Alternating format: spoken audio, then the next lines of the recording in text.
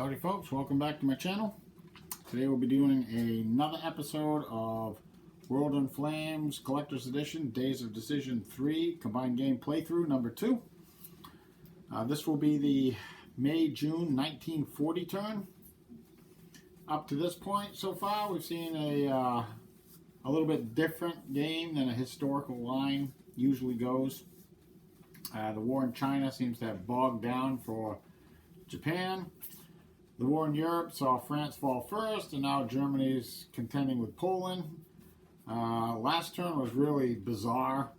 The weather was really bad, and then it got good, and Germany decided to pull the trigger on Poland. And right after that set of good impulses, that was it. Nothing but blizzards and storms. So it was pretty interesting from that perspective. I'm sure the Germans don't think so, though. So that being said, let's get right to it. Take a look at starting money. Starting money is looking something like this for this turn. We have Germany at 3, Japan at -1, Italy at -1, the Soviet Union at -1, the Commonwealth at -3, the United States at -2, China at -2, and Free France at 0. I'm not going to list WiFCE anymore because the only thing they can build is ships, and I really don't see them building any at this point. So they're just going to be kind of left off to the side. If they decide to build something, I'm just going to build it and not really keep track of it because they basically produce one build point per turn every turn. So, but I don't really think that's going to... Oops, there goes my stand. Other than that, I don't really think that's going to happen. Just don't see them having enough money to bother at this point. So I've taken a look. I gotta fix my stand. All right, there we go. Mechanical failure. So I've taken a look at what the major powers might want to do for this turn, and I bid for them, and it comes out something like this. We have the US bidding 1, we have Germany bidding 1, we have Japan bidding 2, Free France bidding 2, and Free France bidding 1 rather, and Italy bidding 1. So let's go over to the political initiative track and see how this is going to pan out.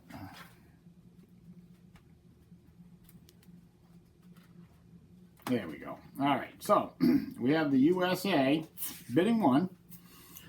Remember, they passed the Neutrality Act either last turn or the turn before, so you're probably going to see them a lot more active politically now. So they bid 1. They're going to get a +4, so that's going to give them a total of 5. So that's going to put them in first.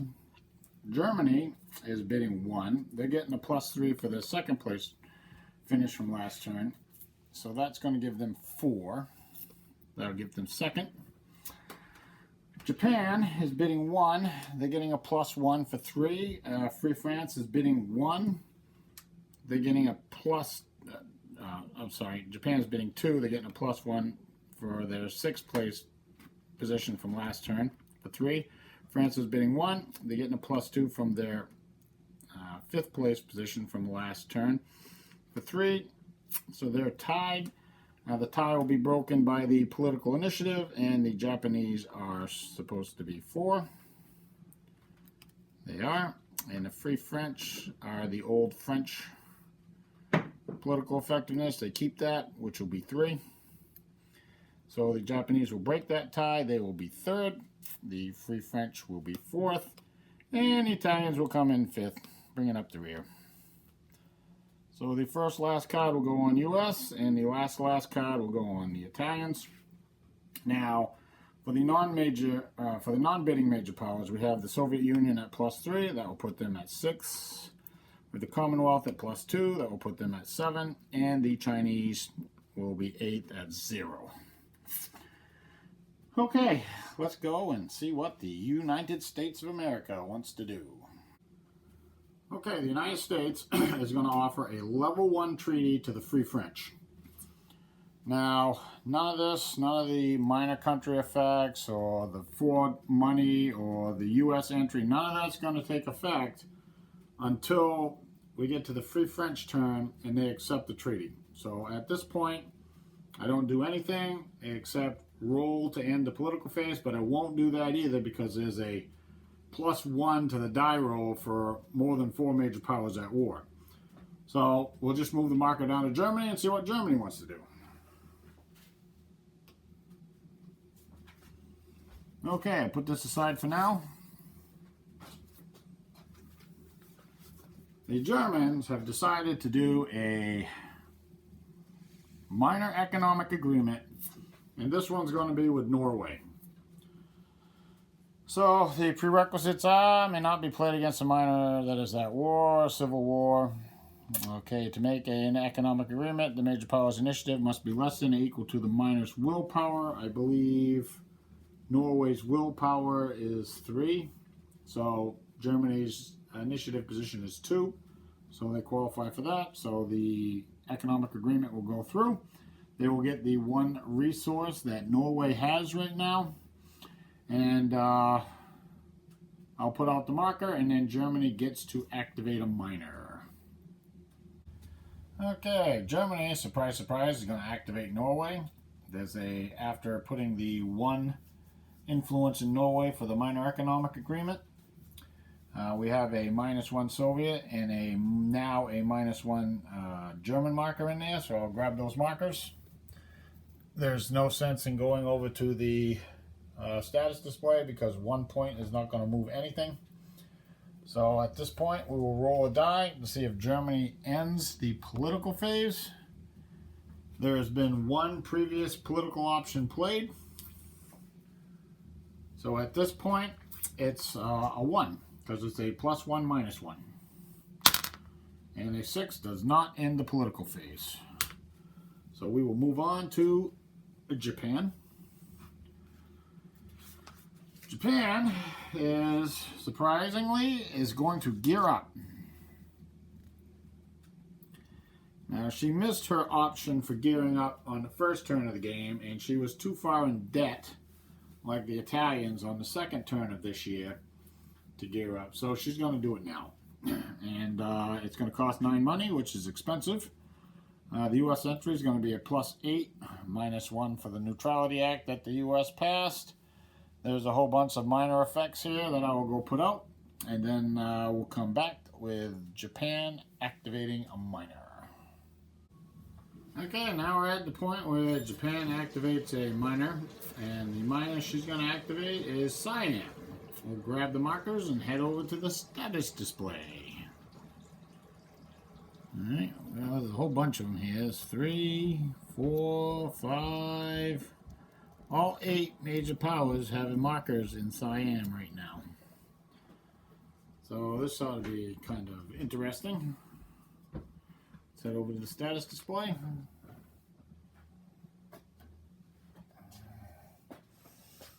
Alright, as you can see, Siam is right here next to Japan. So I'm thinking the Japanese are thinking that this is going to be good for them. I'll put the markers out. We have a -3 Commonwealth. We have a 1 Chinese. We have a -1 Soviet. We have a 4 Japanese. We have a 1 German. We have a 1 US. And we have a -4 French. All right. So... well, we might as well do the 1s right now because they're not going to do anything. So we get rid of all the 1s. That's the US, the German, the Soviet, and the Chinese. All those get kind of blanked out. And now this actually might be a little bit important about how the Japanese do this.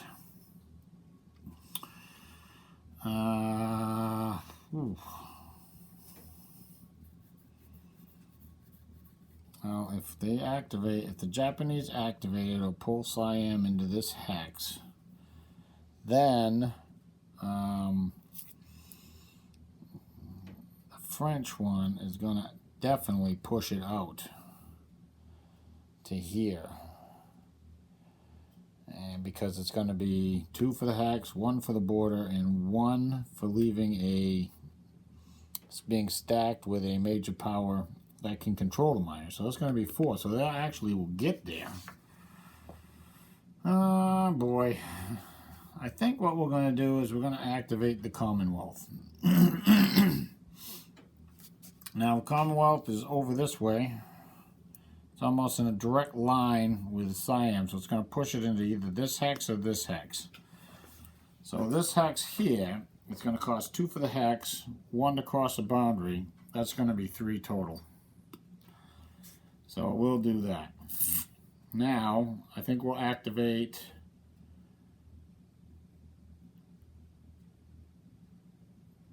Yeah, we're going to activate the French, I think. That's a total of 4. So the French are kind of off in this hex row here. So it's going to cost 2 for the hex, and then 1 to move away from a major power that can control the miner within the major power's ideology. So that's going to be 3 to get to this hex. So it's going to move it right here. The remaining point is not enough to push it one way or another. Now we're going to activate the Japanese,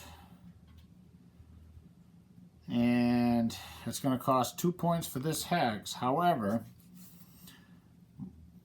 they're going to get a -1 when moving towards the major power in its own ideology. So it's going to cost 1 point for this hex out of the 4 Japanese. Then we're going to try to move it here. It's going to cost 2 for the hex, 1 for the boundary is 3.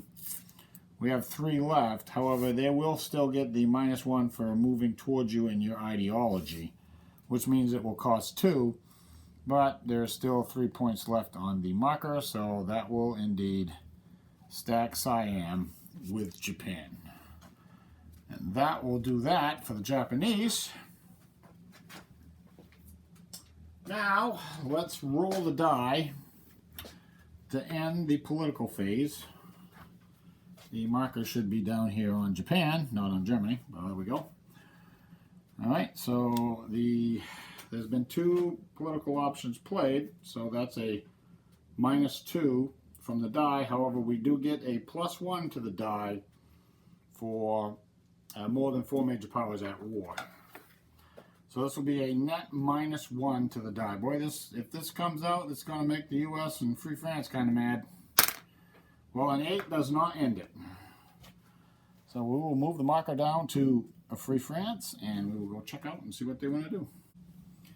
Okay, this shouldn't be a real big surprise that the Free French are going to agree to a proposal. And this will be agreeing to the U.S.'s treaty offer, level 1 treaty offer. So I will go out, and that's right here. The level 1 treaty is right here. I will go out. I will pay the 4 money for the U.S.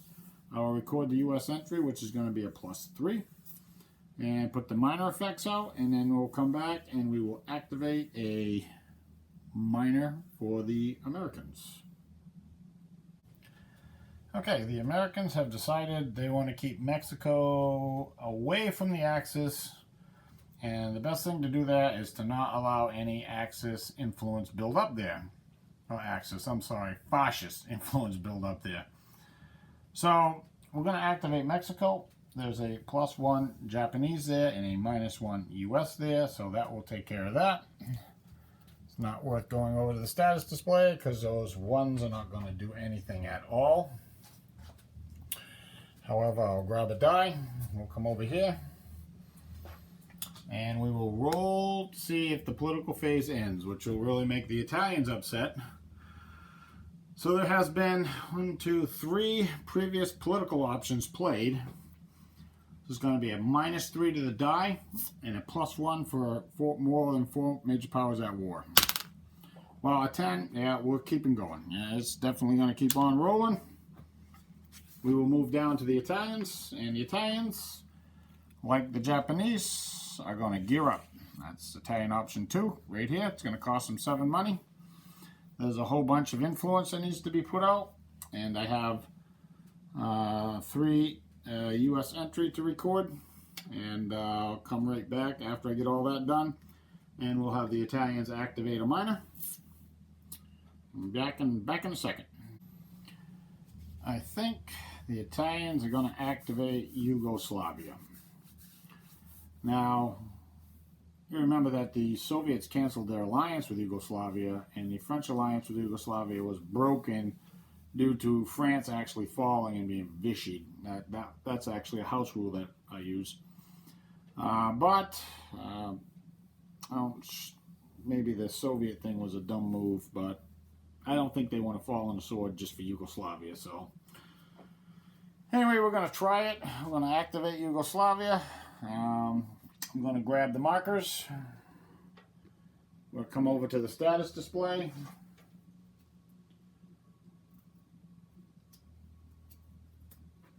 And we'll see what we see.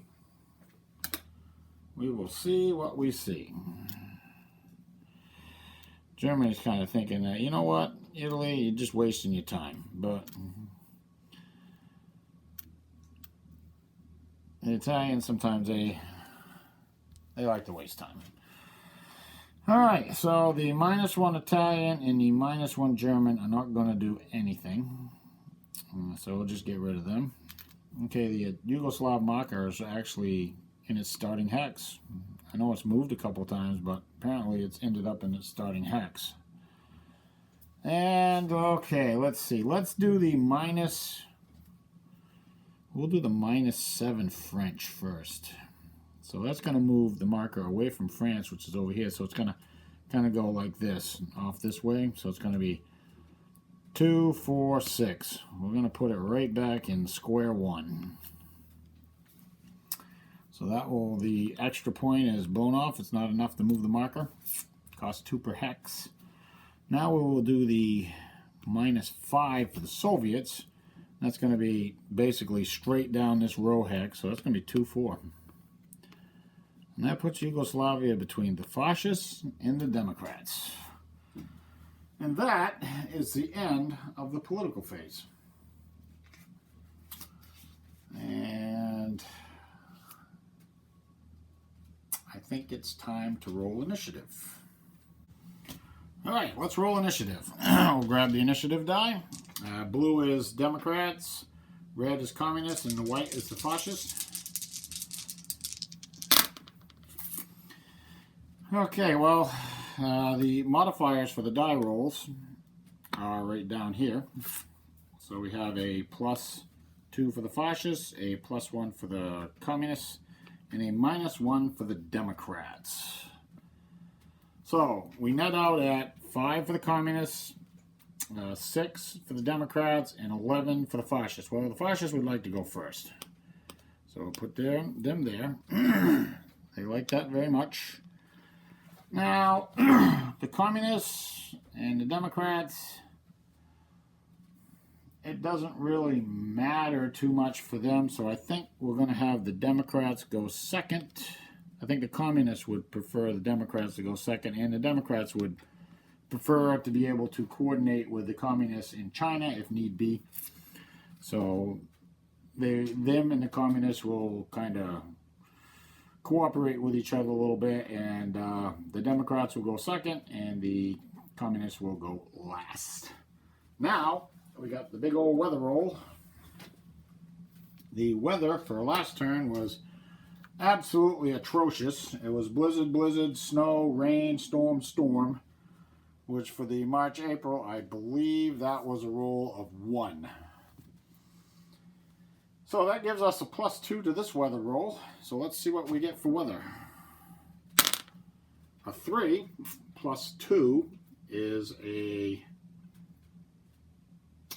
5. And 5 for May, June. I will show you this. Grab the camera. The May, June column. Right here, a 5 is fair weather everywhere except north monsoon where it's rain. And the impulse marker will move up 1, and there's no modifier to the die rule for next turn. So I will record that, and we will come back with reinforcements. And, well, actually I don't need to do anything. I just need to grab these, Move them aside. The die goes aside. This is now a 1. And we can head over and take a look at reinforcements for this turn. This is the May-June turn. There we go. All right, cool.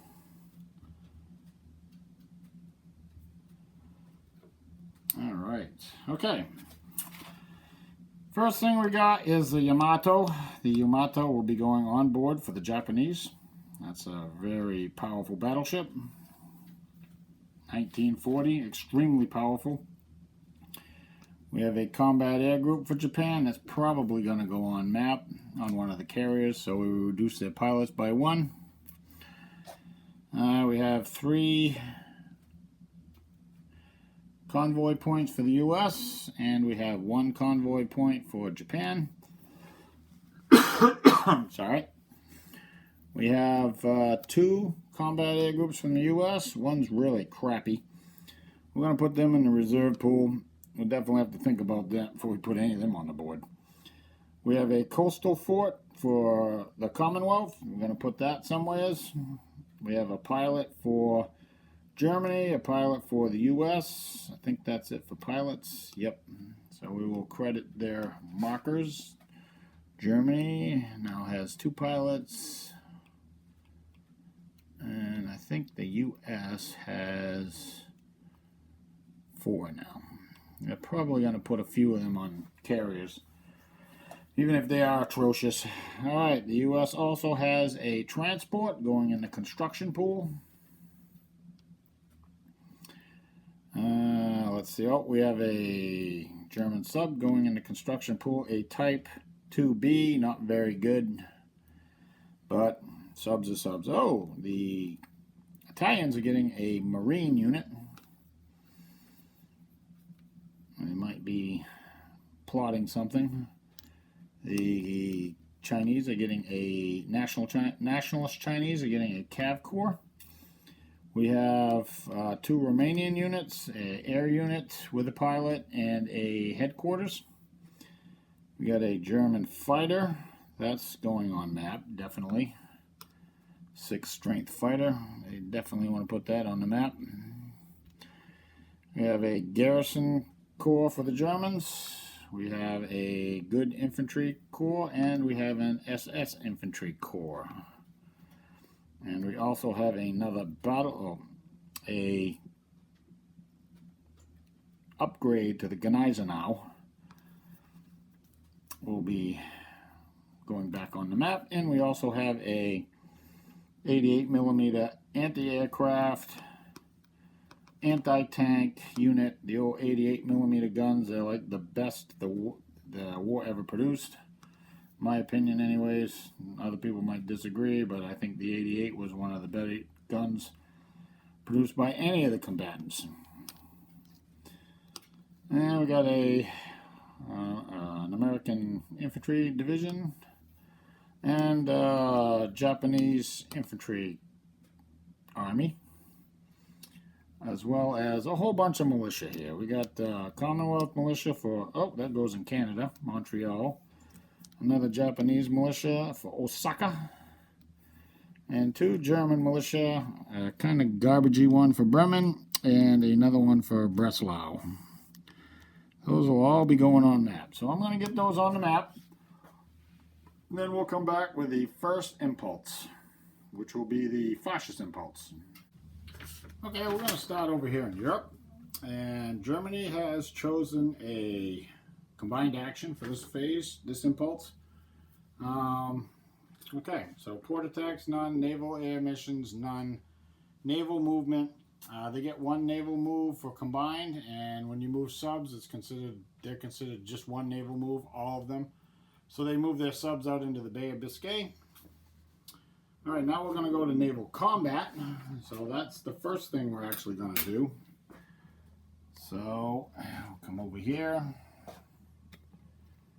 And the subs are in different boxes because actually don't need to be in different boxes. I think they all have, yeah, okay, so this movement is 3 on this one. So 1, 2, 3.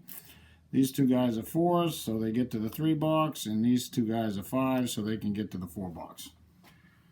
Alright, so now we got to roll for searching. It's fair weather.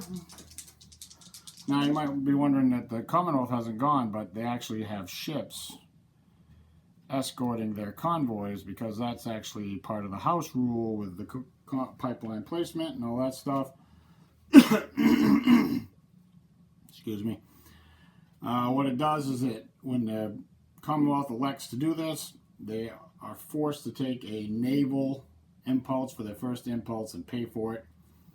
But they're allowed to have escorts in the 0 box only. So it keeps things from getting too far whacked out. Alright, so here we go. Let's do some search rolls. Yeah, the Commonwealth didn't find anybody, and neither did the Germans. I actually have to flip one over for that. So that was fun and exciting. Let's go back to Poland. Alright. Alright, strategic bombardment, ground strike missions. We're going to have a few ground strikes here. Now we get 6 air missions, so the Germans are going to be doing a few ground strikes. Let's see, we're going to ground strike here. We're going to ground strike here. That's 2, 3,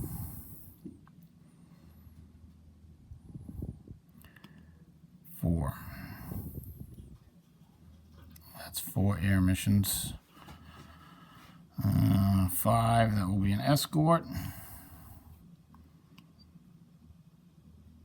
And 6, that will be an escort.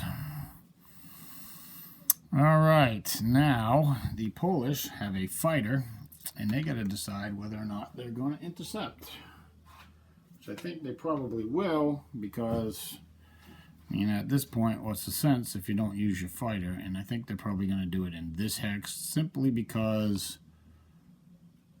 it is the hex with their headquarters. So we're going to have a little air battle here. Put the fighter streams up. Oh, and the Germans can counter-intercept with this guy. He does make it. So we got 1. We got 2 German fighters and 2 German bombers. German bombers. And we'll put the not so good Stuka in front of the really good Stuka. Alright, let's go over here, because we're going to be rolling some dice. Alright, so the intercepting Polish fighter, he rolls first. And the odds are, we have 5.4 to 3, so that's 2.4 difference, so it's going to be +2, -2. So the Polish fighter will roll on the -2, and he rolls an 11, which is the absolute worst result you can get. Defender clears through any one bomber.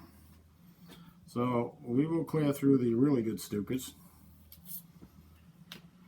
And then the Germans get to roll countering. They roll an 8, which is not that great. 8 on the +2 is defender abort.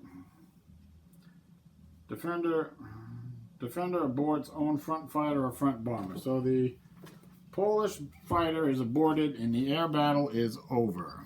That was really anticlimactic. Alright, so all these planes are going to have to go back. And alright, so what I'm going to do, I got a bunch of dice rolls to do here, so I'm going to put them out up here in Russia. Oh, that one's already aborted. Okay, so he's going to go land back there. Really any other place for him to go. So here we go. These are the units in Warsaw.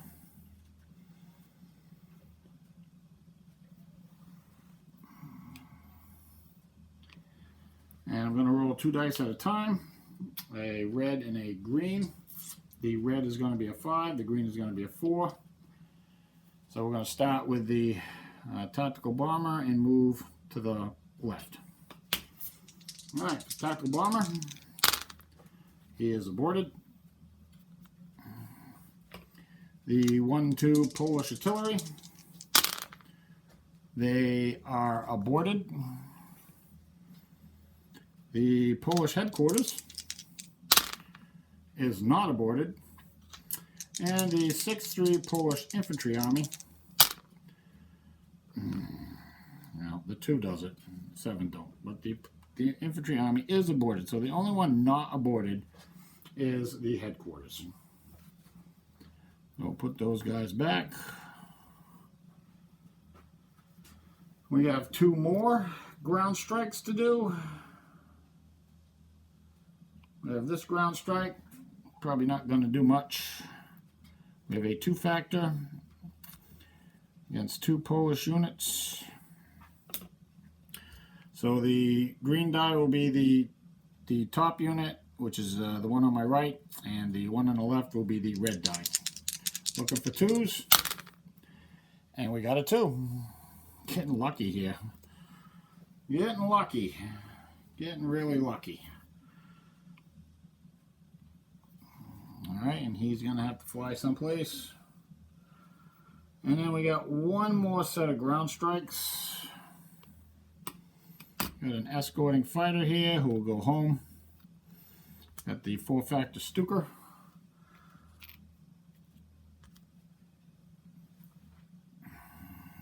So we're going to have again. Alright, we got left to right. So the first 2 units will be green, red. Looking for 4s. Nothing. And the final unit, the 5-3. Looking for a 4. And nothing. So that Stuka completely failed. All these units are still face up. And they will go back in Lodz. Poland's not as easy as some people think it is. Alright, so he is a Stuka, and he's going to go back. I guess he can land here. Or he can land here. And I gotta land all these fighters, and I'll be back in a second. Okay, I've calculated an attack. The Germans are only going to have 1 attack this turn. It's going to be right here. It's a 6-1 with a +1. Now the Polish could use their face-up headquarters to influence this combat and make it even, but I don't really think they want 3 face-down units in Warsaw. The Germans might even opt for a 2-1 attack at that point. So we're going to go 6-1. The Germans do have armor. It's right here. So they're going to give, that's going to give them on the Blitzkrieg table 6-1 +1. Can't fail. So we'll roll a die and see what we get. Let's see, roll it over here in the Pripyats. 7. Yeah, that's going to be 2 asterisks 2B. Yep, so the Polish units are going to be destroyed, and the Germans will be able to occupy the hex. And then we'll get rid of these. I think they're probably going to occupy with these 2. Okay. Alright.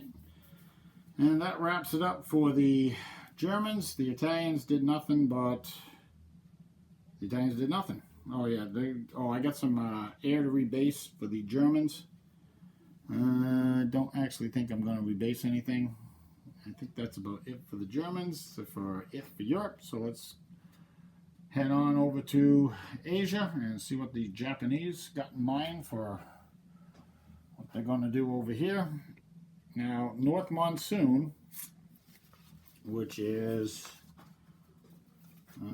down here, just down in this, below this blue line here, it's rain. So I'm not anticipating the Japanese to do anything there. I think they're going to take a combined action, and they'll pay oil as they go. Yeah, I'll do the movement they have, and then see if they actually have any combat at this point. Okay, I've done the land movement. The Japanese moved a couple of infantry armies out of Japan. One landed here, one landed down in Hainan. The land move was moving the militia that was here up to this hex. And we do have a ground strike that I will do now. So you can see the die roll. Alright, this is going to be for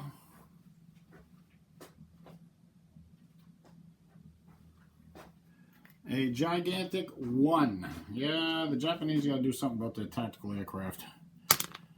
6 don't cut it, so we owe 3/10 of an oil, or 2/10 of an oil. I'm sorry, 2/10 of an oil for the 2 ships and the 1 airplane. So the Japanese have a total of 32 factors here. It's halved, which is going to be 16 to 5, which comes out to be 3 to 1. They are going to use HQ benefits, which gives them a +1, 3 to 1, +1 on the assault table, because the Chinese definitely like the assault table. Well, the Japanese can get hurt here. Let's see, okay, I'm going to show you what we got going on here. Here's the attack right here. The aircraft went back and landed after it completely and miserably failed yet again. I have flipped over the HQ. The Mao is not in range to assist. He's up here, and he should be up here supporting this part of the line. So that's going to give us a 3 to 1, and this is going to be on the assault table. So let's see what we get. The +1. Whoa. That's a 9, which is going to be a 10 on the assault table. 3 to 1, 10. That's a cross 2S. So the Chinese unit is eliminated. Half the Japanese units are going to be turned face down. And, well, that's it. So maybe Japan's getting something going here. I doubt it, but well, we can always hope. All right, let's see. I think this unit here is going to turn face down. Now the HQ counts as one of the units that's turned face down.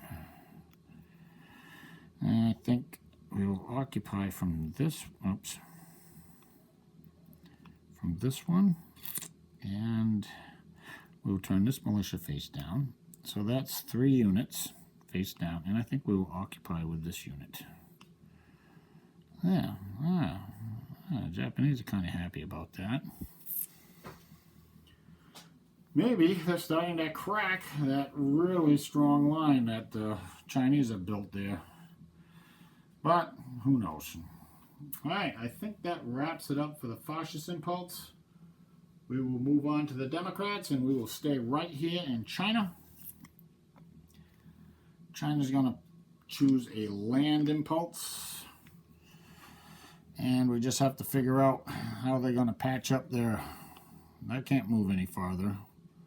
I don't really want to move that there. Oh, actually, it's the Democrats that move first. So it's not even... But the Democrats could... No. I think... this actually worked out badly for the Democrats, because they would have rather... Okay, there's 2 units there, there's 2 units there, 2 units here, 2 units here.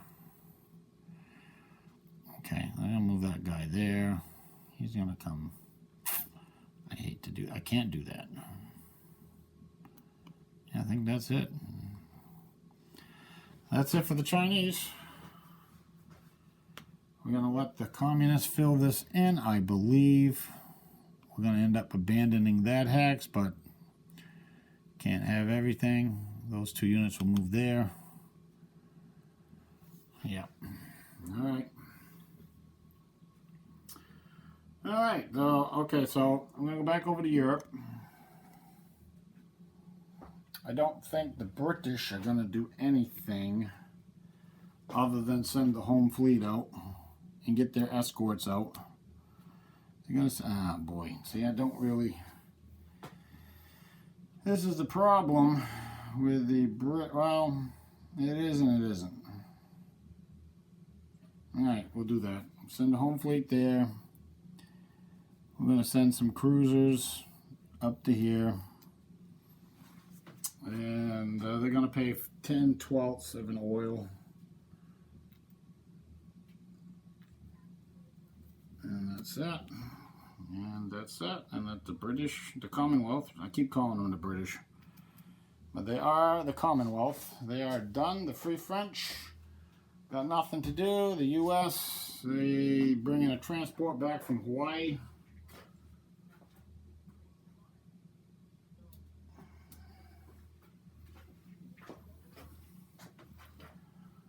And he's gonna land, he's gonna stop right here and load up this 1-4 infantry division.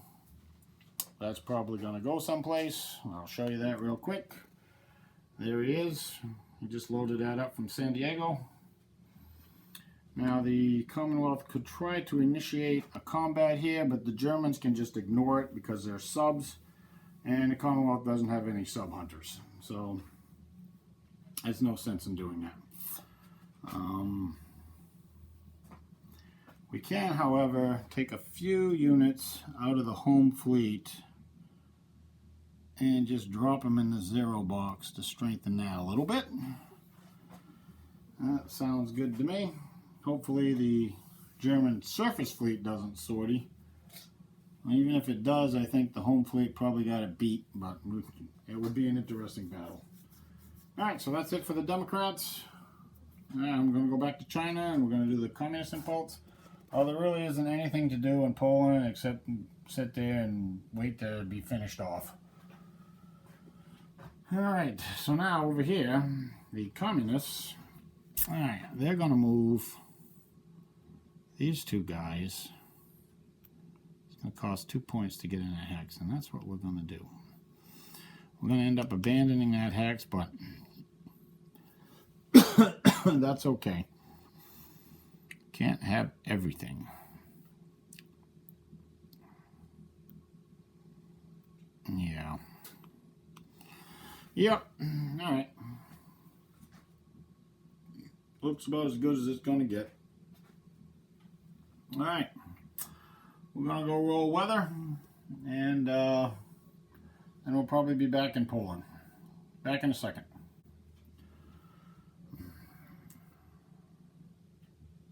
Okay, so taking a combined, and we're gonna Germans will pay as they go for oil. So I got to figure out what we're gonna have for attacks in here. I know there'll be at least one here. I don't remember if I showed you or not, but in the Bay of Biscay, the sub action was a big blank. So nobody found anybody. Alright, so give me a second. I'll come back and I'll take a look at this and see if there are any attacks to be had. I know there's going to be at least one. Okay, the weather was the exact same as last turn. The Japanese will be having nothing going on. They moved a few land units. Well, we'll show this real quick. This is actually pretty interesting from the Chinese perspective. So this hex that they abandoned, this one right here, the Japanese actually can't advance into it from this hex because there's a lake here. There's a lake hex side there. And since the only unit that was here was flipped over, and there's a lake hex side here, too bad for them. They did advance a militia from here to here, and it flipped the militia over. That was the only thing that they did. So let's go back to Poland. I did move a couple units, I believe. We have one attack here. It's 7-1 on the Blitzkrieg table. It is an automatic.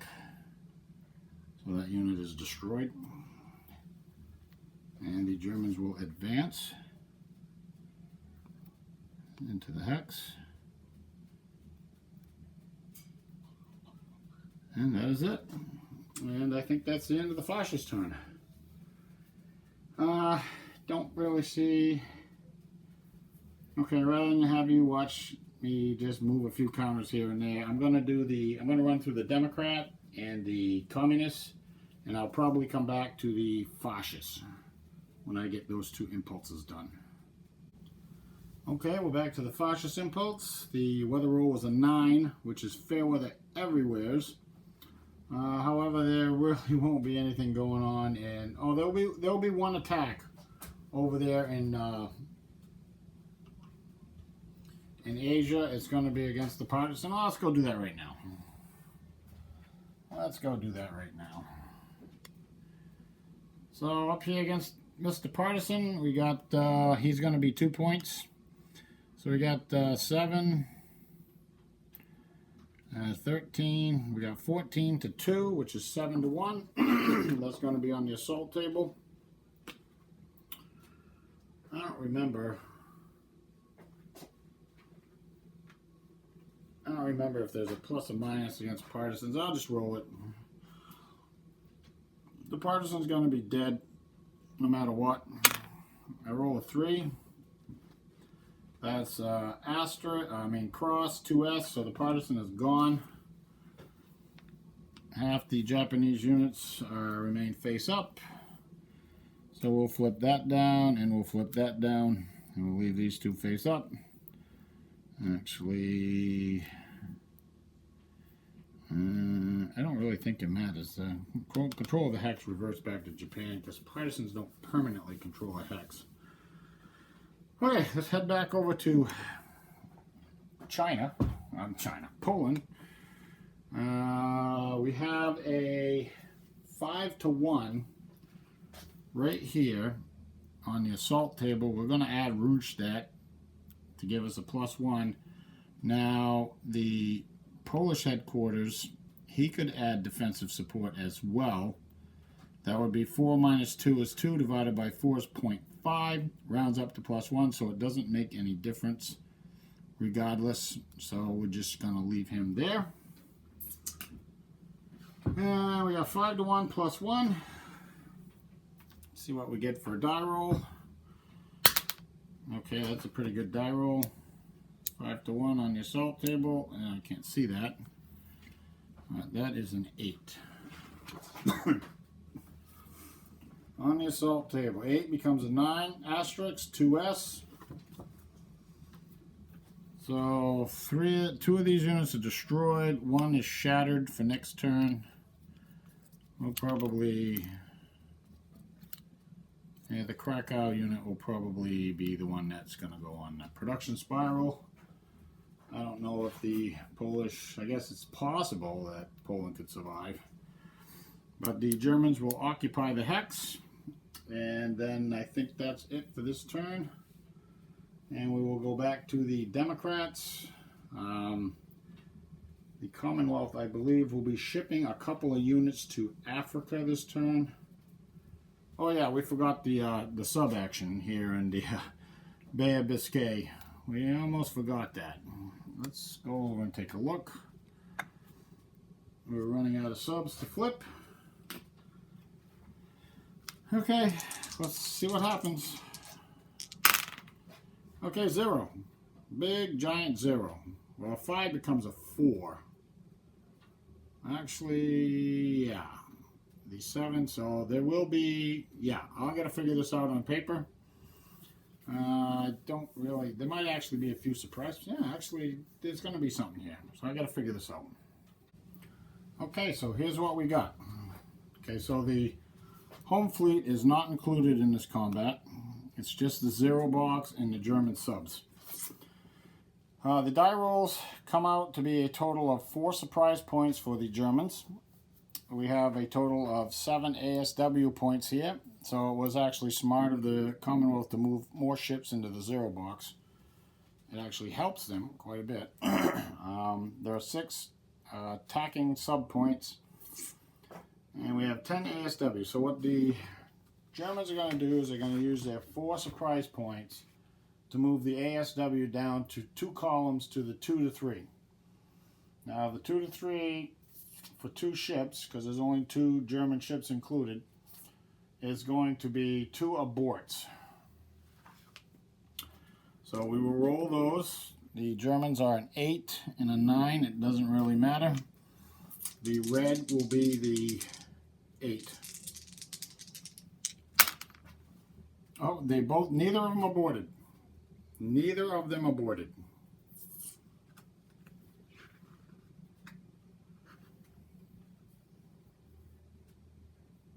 I think this one aborted. I think it's equal to or less than. So this one's going to be aborted. But the Germans still get to attack beforehand. And they're going to have 1 kill. So that will be 3 convoy points for the Germans. Destroyed. I think the Commonwealth will elect to kill both of the Belgian points and 1 of the Commonwealth points. And that's probably going to wrap it. Well, it could be another one because this guy's aborted. He's got to go home. And that's it for that. And I'll go through the Democrat and the Communist turn. I don't think the Communists are doing anything. They might move a few units in China, but that's about it. I'll probably be back with the next fascist impulse. Okay, so the Germans do have an attack. They shuffled a few units around here and there, but I think they spent 2/10 of an oil. Okay, so they have a 6-1, and it's going to be a +2. It's on the assault table, which will be 5-1. So they didn't have enough to get 77 points. There's 11 here. So 5-1 +2. Now the Polish could use the HQ benefit, flip that over to give them a +1 defense, but then it would be another. Yeah, they're going to do that. So it's going to be 6-1. It flips over at the end. No, actually it does now. So yeah, it's not even worth flipping it over. So it's 6-1, which is 5-1 on the assault table, and it's a +2, a +1 because it's a factory hex. All right, let's roll a die and see what happens. Well, that's a pretty good roll for the Germans. Comes out to be an 8. An 8 on the assault table on 5-1 is *2s. So that's going to be the end of Poland. I don't think the outcome was in jeopardy. It was just how long it was going to take. And yeah, that's going to be the end of them. So the Germans will occupy with that. And I think that's it for them. They're going to try one more foray in the Atlantic with their subs. They got one left to flip over, which they just did. That's this guy right here. And we'll see if we actually find anything. 10 and a 3, no. That's a big giant no. And there will be no action in the Atlantic. Well, these guys are dead. The Germans are going to have to settle for just thinking 3 convoy points, and that's about it.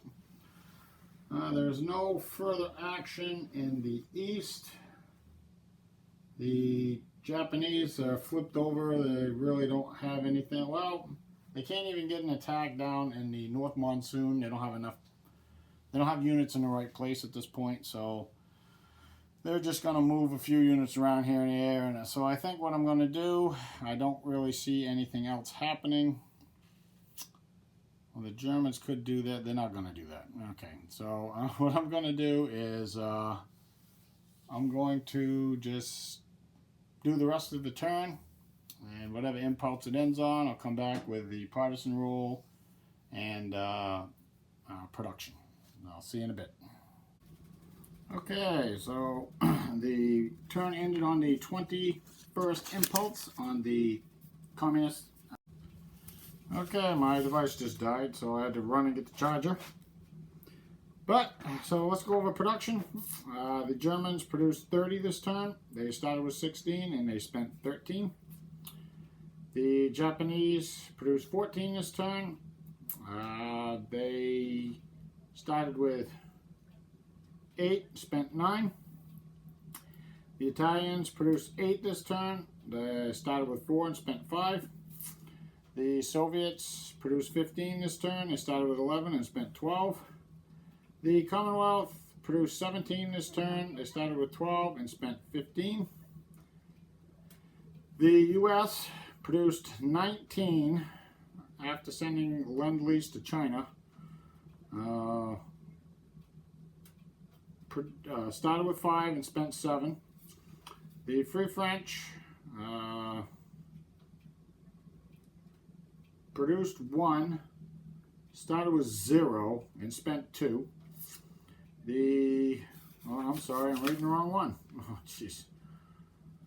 Anyways, the Germans spent 31, the Japanese spent 5, the Italians spent 2, the Soviets spent 15, the Commonwealth spent 15, the US spent 13, China spent 3, and the Free French produced 1, had 0 to start with, and they spent nothing. And I think that's going to wrap it for this turn before this thing dies again. And thanks for watching. Thanks for liking and subscribing and sharing this video with others. And I do appreciate the comments. Anybody that makes comments, yeah, I will try to answer them to the best of my ability. And I will hopefully get this uploaded soon. And I will see you again probably in 3 or 4 days, I think. I'll probably get another video after I get this one uploaded. But hey, thanks for watching. I appreciate it. See you next time.